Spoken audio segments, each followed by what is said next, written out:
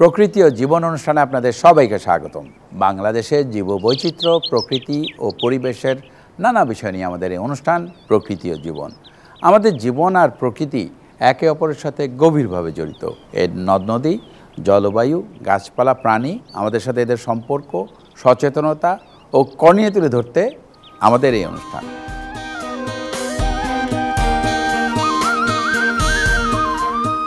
চামড়া শিল্প বাংলাদেশের অন্যতম রপ্তানি আয় উপার্জনকারী খাত। বিপুল সম্ভাবনা থাকা সত্ত্বেও দেশে এখন পর্যন্ত পরিবেশ বান্ধব টেকসই চামড়া শিল্প গড়ে তোলা সম্ভব হয়নি। এতে পরিবেশ বিপর্যয় দেখা দিচ্ছে, যা জীববৈচিত্র্যের পাশাপাশি মানুষের জীবন ও জীবিকায় বিরূপ প্রভাব ফেলছে। আমাদের আজকের পর্ব চামড়া শিল্প বর্জ্যে পরিবেশ দূষণ নিয়ে।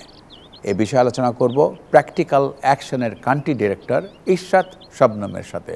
তবে তার আগে চলুন দেখে আসি প্রকৃতি ও জীবন দলের চামড়া শিল্প বর্জ্যে পরিবেশ দূষণ নিয়ে কিছু তথ্য ও চিত্র।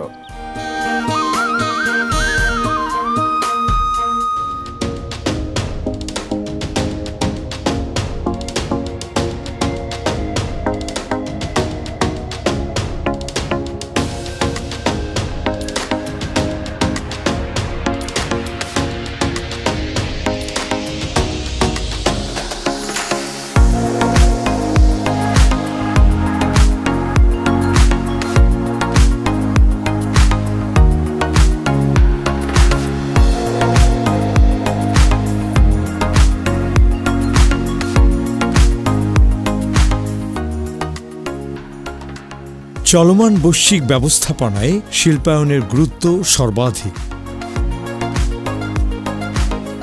প্রাচীনকালের কৃষিনির্ভর আর্থসামাজিক ব্যবস্থা থেকে বেরিয়ে এসে বর্তমানে শিল্পনির্ভর আর্থসামাজিক ব্যবস্থা মানুষের জীবন জীবিকার গুরুত্বপূর্ণ অনুষঙ্গ হিসেবে গুরুত্ব পেয়েছে।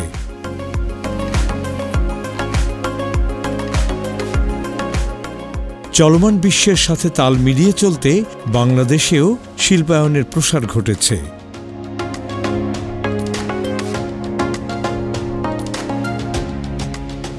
তৈরি পোশাক, বস্ত্র, পাট, সিমেন্ট, সার, ওষুধ শিল্পের মতো চামড়া শিল্প দেশের অর্থনীতিতে গুরুত্বপূর্ণ ভূমিকা রাখলেও এই শিল্প থেকে উদ্ভূত বর্জ্যের কারণে দূষিত হচ্ছে মাটি, পানি, বায়ুসহ সামগ্রিক পরিবেশ। বিগত শতাব্দীর মাঝামাঝি সময় থেকে বাংলাদেশে চামড়া প্রক্রিয়াজাতকরণ শুরু হয়।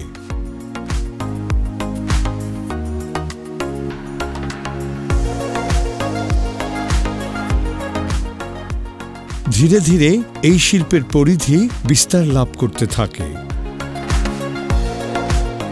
কাঁচা চামড়া প্রক্রিয়াজাতকরণের শুরু থেকে শেষ পর্যন্ত প্রতিটি ধাপে chromium, cadmium, cyanide, phenol, arsenic সহ প্রায় 92 ধরনের কেমিক্যাল প্রয়োজন হয়।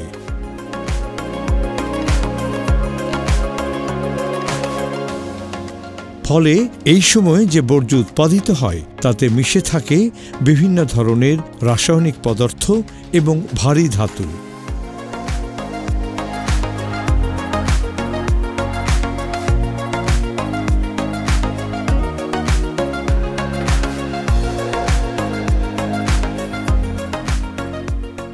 চামড়া শিল্প কারখানাগুলো থেকে কঠিন ও তরল দুই ধরনের বর্জ্যই উৎপন্ন হয়। কারখানাগুলো থেকে প্রতিদিন প্রায় 40,000 ঘনমিটার তরল বর্জ্য নির্গত হয়।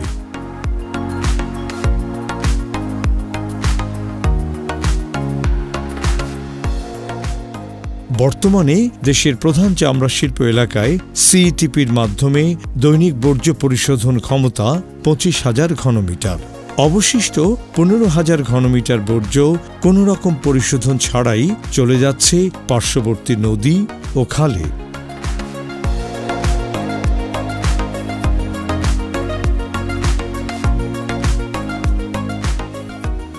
পাশাপাশি কঠিন বর্জ্য ব্যবস্থাপনায় ডাম্পিং ইয়ার্ডের জন্য বরাদ্দকৃত জমি এই শিল্পে উৎপাদিত বাৎসরিক প্রায় 90,000 টন বর্জ্য ধারণ ক্ষমতার সাথে সামঞ্জস্যপূর্ণ নয়।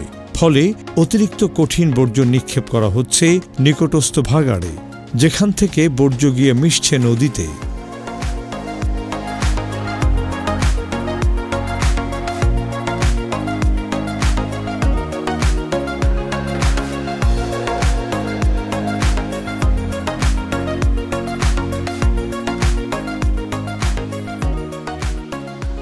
দেশের প্রক্রিয়াজাত চামড়ার একটি বড় অংশ ব্যবহৃত হয় পাদুকা শিল্পে। বর্তমানে বাংলাদেশে বিভিন্ন দেশি বিদেশি ব্র্যান্ডের পাদুকা শিল্প কারখানা গড়ে উঠেছে। এসব কারখানা থেকে উৎপন্ন চামড়াজাত বর্জ্য পরিবেশে নেতিবাচক ভূমিকা রাখছে।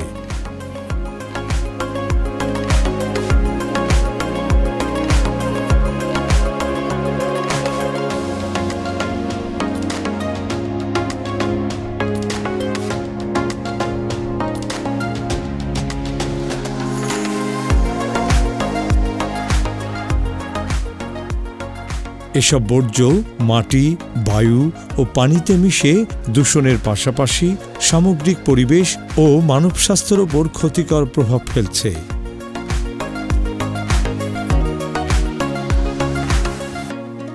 দূষিত পানি ও বায়ুর সংস্পর্শে মানুষ চর্মরোগ, শ্বাসকষ্ট সহ ক্যান্সারের মতো দুরারোগ্য ব্যাধিতে আক্রান্ত হচ্ছে। মাটি দূষণের ফলে কমে যাচ্ছে মাটির উর্বরা শক্তি, হ্রাস পাচ্ছে কৃষি উৎপাদনও।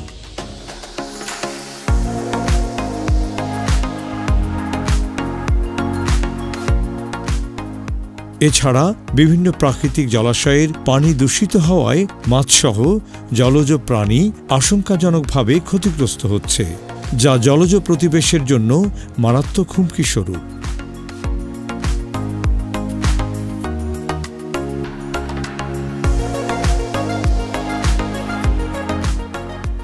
শিল্পোন্নত দেশগুলোতে চামড়া ও চামড়াজাত পণ্য রপ্তানিতে প্রয়োজন লেদার ওয়ার্কিং গ্রুপ LWG সনদ।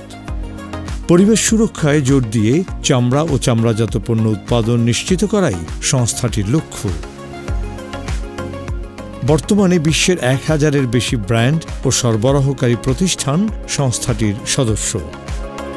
দেশে 2 শতাধিক কারখানার মধ্যে এই সনদ রয়েছে মাত্র 8টি কারখানার।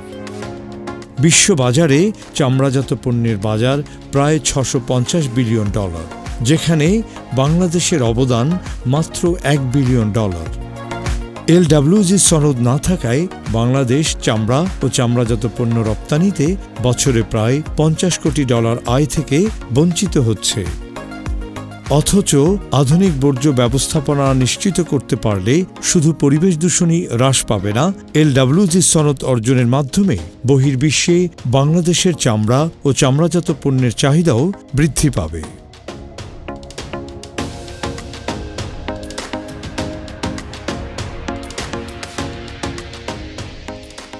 মানসম্মত চামড়া শিল্প গড়ে তোলার মাধ্যমে ফিনিশড লেদার তৈরি এবং রপ্তানির মাধ্যমে আমাদের আরও বেশি বৈদেশিক মুদ্রা অর্জনেরও সুযোগ আছে। আধুনিক প্রযুক্তি ব্যবহার করে চামড়া শিল্পের প্রায় 95% বর্জ্য থেকে টাইলস, বন্ডেড লেদার সহ বিভিন্ন উৎপাদন তৈরি করা সম্ভব, যা থেকে বছরে আয় হতে পারে বিপুল অর্থ।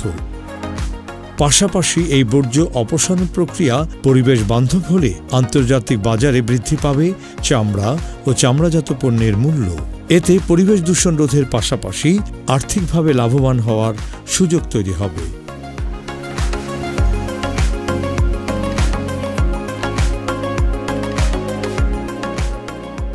মধ্যমায়ের দেশ বাংলাদেশ শিল্প বর্জ্যের মাধ্যমে পরিবেশ দূষণের ক্ষেত্রে শীর্ষ সারিতে অবস্থান করছে। ট্যানারির বিষাক্ত পরিবেশে কোনো রকম সুরক্ষা ব্যবস্থা ছাড়া কাজ করার কারণে এখানকার শ্রমিকরা বিভিন্ন ধরনের শারীরিক ক্ষতির শিকার হচ্ছেন। অনেক ক্ষেত্রেই এসব ব্যক্তি চিকিৎসা সেবার সুযোগ থেকে বঞ্চিত হচ্ছেন।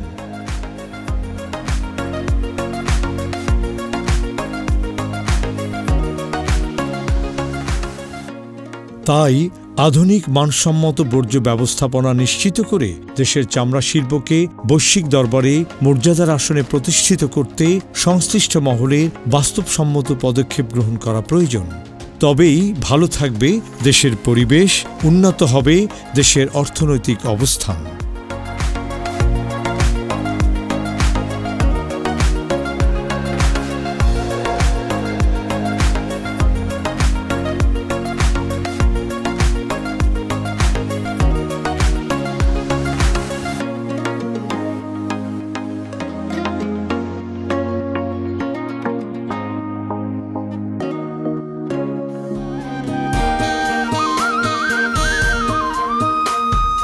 দর্শক মণ্ডলী, আমরা তখন দেখলাম চামড়া শিল্প বর্জ্যে পরিবেশ দূষণ নিয়ে বিস্তারিত প্রতিবেদন। এবার কথা বলবো আমাদের আজকের অতিথি ইরশাদ শবনমের সাথে। কেমন আছেন? ভালো আছি বাবু ভাই, আপনি ভালো আছেন? আমি ভালো আছি। বহু কাজ করছেন নানাভাবে, নানা জিনিস নিয়ে, নানা ধরনের প্রজেক্ট, এবং এর মধ্যে একটি খুবই ইম্পর্টেন্ট যেটা হলো চামড়া শিল্প। আমাদের একটু চামড়া শিল্পের কারণে বাংলাদেশের পরিবেশ কিভাবে দূষিত হচ্ছে তা নিয়ে একটু বলবেন? এই শিল্পটি কিন্তু আজকে থেকেই তৈরি হয়নি। প্রাগৈতিহাসিক যুগ থেকে আমরা জানি যে যখন অন্য কোনো পোশাক পরিচ্ছদের ব্যবস্থা ছিল না, তখন থেকে কিন্তু চামড়ার উপরে মানুষের এক ধরনের নির্ভরতা তৈরি হয়েছে।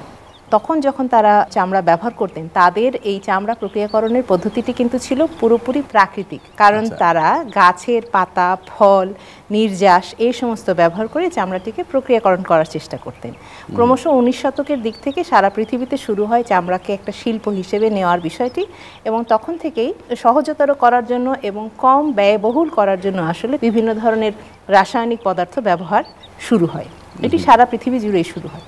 একই সাথে আপনি বাংলাদেশের কথা বললেন, বাংলাদেশেও শুরু হয়, এবং 19 শতকের দিক থেকেই কিন্তু এই রাসায়নিক বিষয়গুলো, যে সমস্ত কেমিক্যাল রয়েছে, সেই কেমিক্যালগুলো ব্যবহারের ফলেই আসলে এই ধীরে ধীরে প্রকৃতিতে বিভিন্ন রকম দূষণ এর কারণ হিসেবে এই চামড়া শিল্প এক ধরনের সমালোচনার শিকার হচ্ছে। আমরা যদি যে সমস্ত গবেষণা রয়েছে সেই গবেষণাগুলো দেখি, তাহলে 1 কেজি চামড়াকে প্রক্রিয়াকরণ করার জন্য প্রায় 2.5 কেজি কেমিক্যালের প্রয়োজন হয়, এবং একই সাথে প্রায় 50 থেকে 150 লিটার ক্ষেত্রভেদে পানির প্রয়োজন হয় এই চামড়াকে কাঁচা অবস্থা থেকে প্রক্রিয়াজাত করে ফেলার জন্য। তাতে পানিরও প্রচণ্ড রকমের ক্ষতি, কিন্তু অনেকখানি পানি আমরা এখানে নষ্ট করে ফেলি। আর একই সাথে ওই 1 কেজি চামড়া থেকে সম্পূর্ণ প্রক্রিয়াকরণ পদ্ধতি শেষ করতে করতে প্রায় 6 কেজির মতো বর্জ্য তৈরি করে ফেলি আমরা। এই জায়গা থেকেই আসলে চামড়ার এই পরিবেশ দূষণের কারণটি শুরু হয়। তাহলে পরিবেশ দূষণে আমাদের জীবনে এর প্রভাব কীরকম পড়ছে?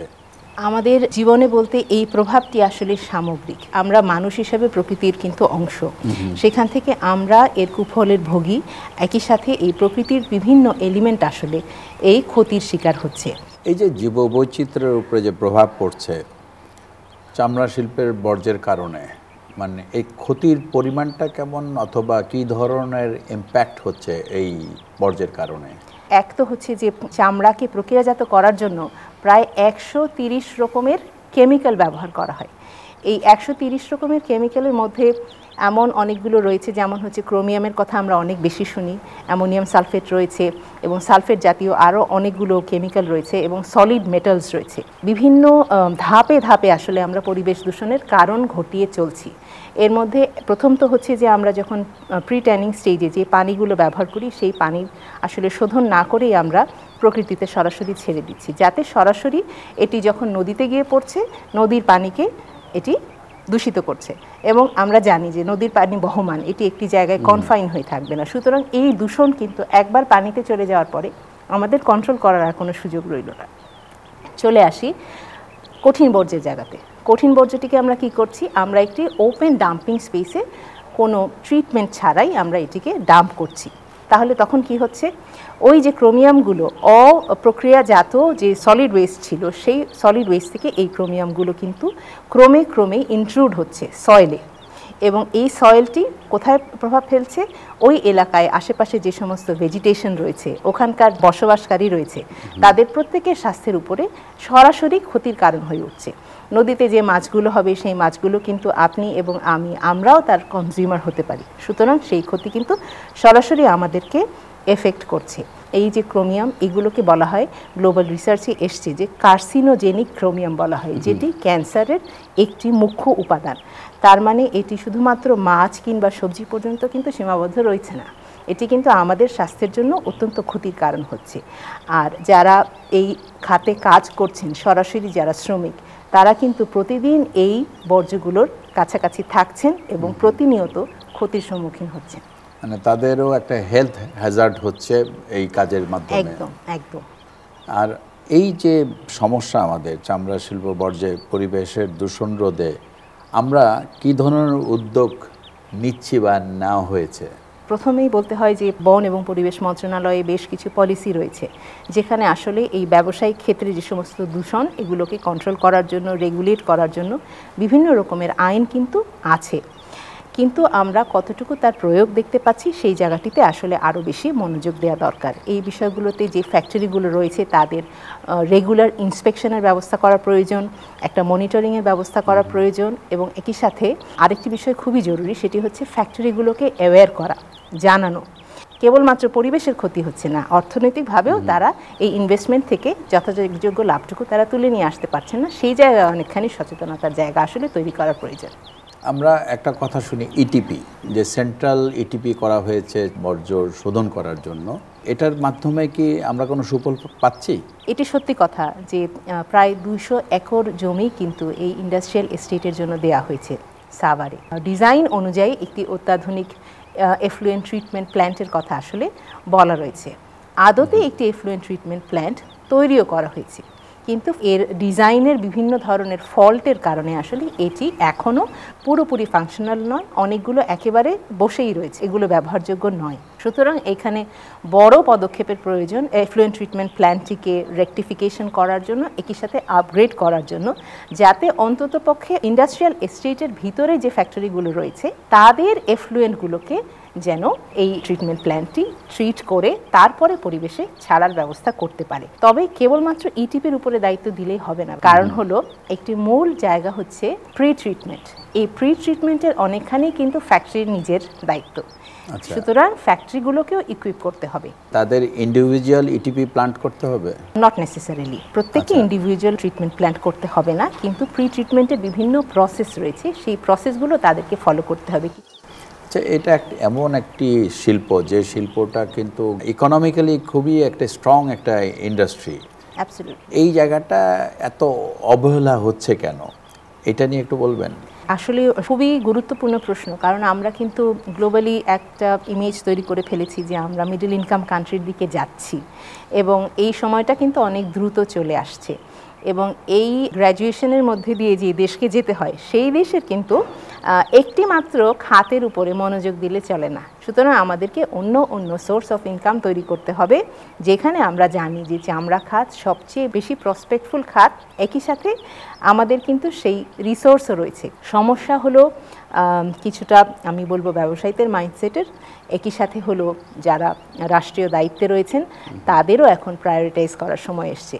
এর দায়িত্বটি আসলে কে বহন করবে? এই খাতে যেই টেকনিক্যালিটি রয়েছে, যেই পরিবেশ বান্ধব করার জন্য যে দায়িত্ব নেওয়ার প্রয়োজন রয়েছে, সেই জায়গাগুলোতে আসলে খুব ফোকাসড ওয়েতে ইন্টারভেনশন দরকার, যেটি এখন আসলে আমরা এখনও দেখতে পাচ্ছি না। আমাদের রাষ্ট্রযন্ত্রের কাছে আসলে আমাদের এই এক্সপেকটেশন এখনও রয়েই গেছে। তাহলে কি বলবো সমন্বয়ের অভাব? বলা যায় অনেকটাই সমন্বয়ের অভাব। প্রথম অভাবটি হচ্ছে আসলে প্রায়োরিটাইজেশনের। আমরা চামড়া খাতকে সেই মুখ্য ভূমিকায় দেখতে শিখিনি এখনো, বা আমরা এখনো দেখতে চাইনি। যখনই দেখতে চাইব তখনই আমার এই প্রবলেমগুলো বের হয়ে আসবে, এবং এখন কিন্তু অনেক এজেন্সি আসলে এই খাতটিকে মুখ্যতা দিয়ে প্রায়োরিটি দিয়ে দেখার চেষ্টা করছেন। এখন আসলে রাষ্ট্রেরও এগিয়ে আসার প্রয়োজন রয়েছে যে আসলে ঠিক কোন কোন মিনিস্ট্রিগুলোকে একসাথে নিয়ে কোঅর্ডিনেশনের মাধ্যমে এই খাতকে উপরে তুলে আনার জন্য কাজ করবে। আচ্ছা, আমাকে একটি কথা বলেন যে চামড়া শিল্প বর্জ্যের দ্বারা পরিবেশের যে দূষণ হচ্ছে তার রোধে আমাদের কি করণীয় বলে আপনার সাজেশন? এটি একটি মাল্টিপ্রঞ্চ অ্যাপ্রোচ। একা কাউকে দায়বদ্ধ করে আসলে আমরা এই জায়গা থেকে উত্তরণ করতে পারবো না। আমরা অনেক বেশি রিসার্চ এখনও করিনি, আমরা ইকোনমিক বেনিফিটের জায়গাটিকে এখনও মানুষকে চোখে আঙ্গুল দিয়ে দেখিয়ে দিতে পারিনি, ব্যবসায়ীদেরকে চোখে আঙ্গুল দিয়ে দেখিয়ে দিতে পারিনি। ঠিক তেমনি এই ইকোনমিক বেনিফিটের জায়গাটুকু ওই প্রায়োরিটাইজেশনের যে কথাটি বললাম সেই জায়গা থেকেও আসলে রাষ্ট্রকেও এগিয়ে আসতে হবে, মানুষের মধ্যে বুঝিয়ে দেওয়া যে চামড়া শিল্পে আসলে কতখানি বেনিফিট রয়েছে। এটি যদিও বা আমাদের যে লাইফ স্টকের খাত রয়েছে সেই খাতের একটা বাই প্রোডাক্ট হিসেবে উঠে আসে, কিন্তু এই যে বাই প্রোডাক্ট, এই বাই প্রোডাক্টের একটি অংশও কিন্তু ফেলনা নয়। এই শুধুমাত্র চামড়া নয়, এর যে বর্জ্য রয়েছে সেই বর্জ্যগুলো থেকেও আসলে শত শত কোটি টাকার ব্যবসা সম্ভব যদি আমরা এই ফেজ বাই ফেজ এই প্রত্যেকটা বিষয়কে প্ল্যান্ড ওয়েতে ইন্টারভিন করার চেষ্টা করি। এবং ডিজাইন ফেজ থেকে আসলে দূরদর্শিতা থাকতে হবে। আমরা পরিবেশ নিয়ে কথা বলছি, যাতে আমরা যখনই কোনো নতুন ইন্টারভেনশন ডিজাইন করব আমরা যেন ক্ষতির কারণ তৈরি করে না ফেলি মানব স্বাস্থ্যের জন্য। এই জায়গাগুলোকে চিন্তা করে প্রায়োরিটি সেট করে নিয়ে আসলে কাজ করতে হবে। অনেক ধন্যবাদ, অনেক কিছু জানা গেল আপনার কাছ থেকে। আপনাকে অনেক ধন্যবাদ বাবু ভাই, আমার সৌভাগ্য আমি এই অনুষ্ঠানে কথা বলতে পেরেছি এই জন্য। দর্শক মণ্ডলী, প্রকৃতি ও জীবন অনুষ্ঠানের এবারের সেগমেন্টটি হচ্ছে আপনি জানেন কি। চলুন জানা যাক চামড়ার শিল্প বর্জ্যে পরিবেশ দূষণ নিয়ে কিছু তথ্য। আপনি জানেন কি 1940-এর দশকে ব্যবসায়ী রণদা প্রসাদ সাহা নারায়ণগঞ্জে সর্বপ্রথম একটি ট্যানারি প্রতিষ্ঠা করেন। 1951 সালের অক্টোবরে হাজারীবাগে ট্যানারি শিল্প প্রতিষ্ঠিত হয়। 2023 সালে চামড়া ও চামড়াজাত পণ্য থেকে বাংলাদেশের আয় প্রায় 1107.35 মিলিয়ন ডলার। চামড়া ও চামড়াজাত পণ্য উৎপাদনে চীন বিশ্বে শীর্ষস্থানে অবস্থান করছে। চামড়া শিল্প কারখানাগুলোতে সৃষ্ট উচ্চ শব্দ সংশ্লিষ্ট ব্যক্তিদের শ্রবণ শক্তি হ্রাসের জন্য দায়ী। বাংলাদেশ আন্তর্জাতিক বাজারে গবাদি পশুর হাড়, শিং, দাঁতসহ অন্যান্য উচ্ছিষ্ট রপ্তানি করে বাৎসরিক আয় করে প্রায় 25 কোটি টাকা। শুধু দর্শক, চামড়া শিল্প বর্জ্যে পরিবেশ দূষণের কারণে মানুষ ও জীববৈচিত্র্যের উপর নেতিবাচক প্রভাব পড়ছে। তাই চামড়া প্রক্রিয়াজাতকরণের প্রতিটি ধাপে পরিবেশ বান্ধব প্রযুক্তি ব্যবহারের দিকে আমাদের গুরুত্ব দিতে হবে। তবেই চামড়ার শিল্প বর্জ্যে পরিবেশ দূষণের ফলে প্রাকৃতিক বিপর্যয়ের হাত থেকে রক্ষা পাওয়া সম্ভব। সুন্দর প্রকৃতিতে গড়ে সুস্থ জীবন, এই আশা নিয়ে শেষ করছি আজকের অনুষ্ঠান। আপনারা সবাই ভালো থাকুন, সুস্থ থাকুন।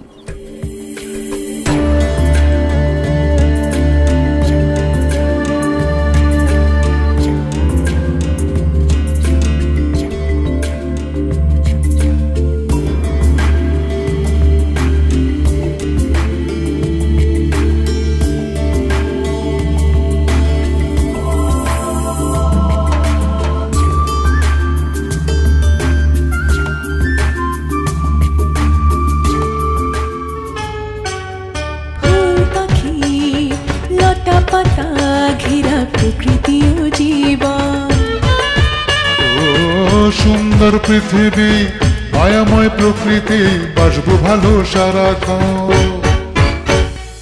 চাই চাই চাই সুন্দর পৃথিবী চাই, চাই চাই চাই সুস্থ পরিবেশ চাই। ফুল পাখি লতা পাতা ঘেরা প্রকৃতি ও জীবন। ও সুন্দর পৃথিবী, মায়াময় প্রকৃতি, বাসবো ভালো সারাক্ষণ। এসো হাতে হাত ধরে শপথ করে সুন্দর সুস্থ পরিবেশ গড়ে, সুন্দর সুস্থ পরিবেশ গড়ে।